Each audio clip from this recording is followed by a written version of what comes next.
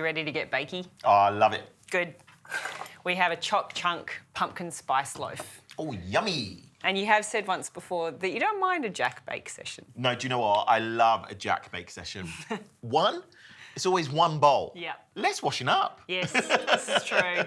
Especially considering I'm doing most of the work here, so you'd be the wash-up person. Oh, that's even better. It means I can just stand here and watch and ask you great, insightful questions. Okay. Olive oil. You're using your best friend again versus butter. Yeah, look, you could actually use melted butter in this. Mm-hmm. It'd be beautiful. But my trusty extra virgin olive oil often comes into play in baking, and here it is again.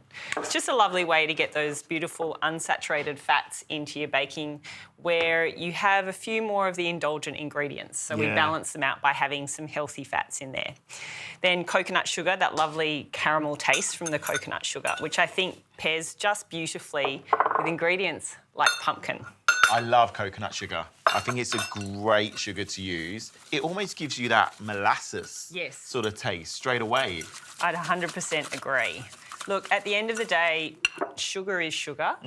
This one, because it hasn't been refined as much, contains some nutrients, but that doesn't mean we go overboard with any of it. We just, you know, include it to get that lovely, gentle sweetness.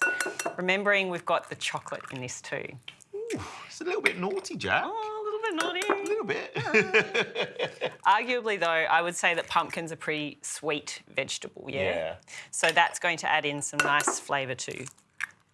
So 3 eggs. Could you substitute the pumpkin for, say, I don't know, sweet potato or yams?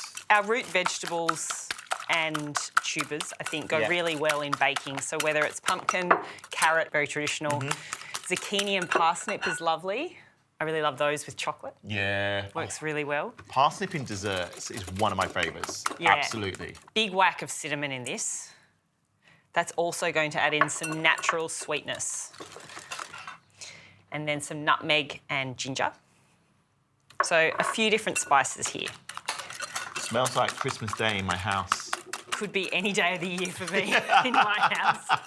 I have been known to make this at Easter, put carrots in and call it Easter bunny bread. Oh, that's cute. It's fun. That's cute. Some vanilla extract and baking powder to help it rise. I'm not using a self-raising flour. I'm using a beautiful, everyday, high-quality plain flour in this recipe. So we need the baking powder in there so it doesn't become a brick. It's a good way of using plain flour because I feel like everyone's always got plain flour in their cupboard. Yeah. You know, it's a mid-level protein flour. It's accessible. It's so diverse. You can use it for so many different things. That's right. And with a bit of baking powder, it's really good in your cakes. It is. It works really well. It makes them lovely and light, which we will want because this is obviously quite dense. Yeah. You know, it's a mashed pumpkin. It's dense. There's quite a bit of water content in there, so we need to lighten it a little bit with a nice quality plain flour. Yeah. So we'll get our mashed pumpkin. Cool way to use up leftover pumpkin. And then I'll get you just roughly chopping a beautiful 70% dark chocolate and some walnuts. If you could pass me the flour, we'll get that in.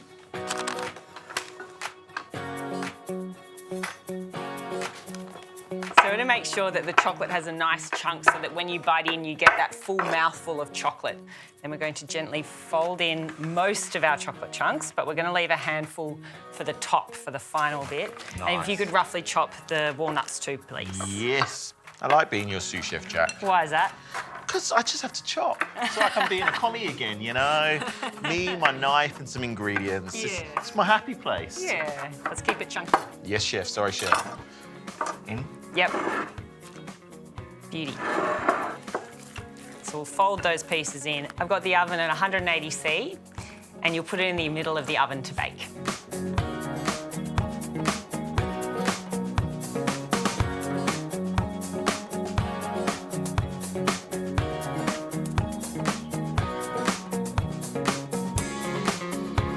So our Choc chunk pumpkin spice loaf is cooked. It's cooled in the tin for about 20 minutes. We'll get it on to our rack. That is an impressive loaf. Not bad. Looks good. Almost looks like a cookie dough loaf. Oh, that's a nice way of framing it. Well, it's all the chocolate and, you know, I can say my version. I can't say what you keep saying. Choc chunk. Pumpkin spice. Choc chunk pumpkin spice loaf. Whew. You got there in the end. It's a mouthful. Beauty. There we go. That's gorgeous, Jack. chunky. That's what I'm you can after. See the nuts and the chocolate. Come on, I want to eat it. Yeah, just a moment. Just a moment. Patience, my friend. You know it's not my forte.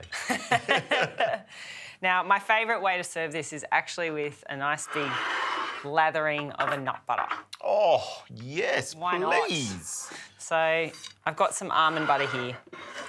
And we're going to take our slice right there and a spoon and a nice big dollop. Why not? Why not? You only Life's live too once. short. Oh, That's it. same. There we go. There's a nice little bit of afternoon tea. Beautiful. Just need a coffee. Jack, well done.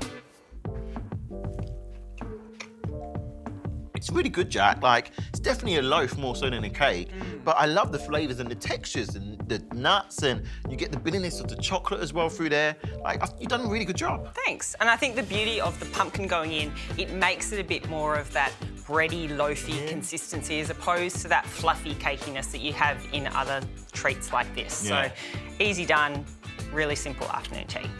Treat was the right word, though.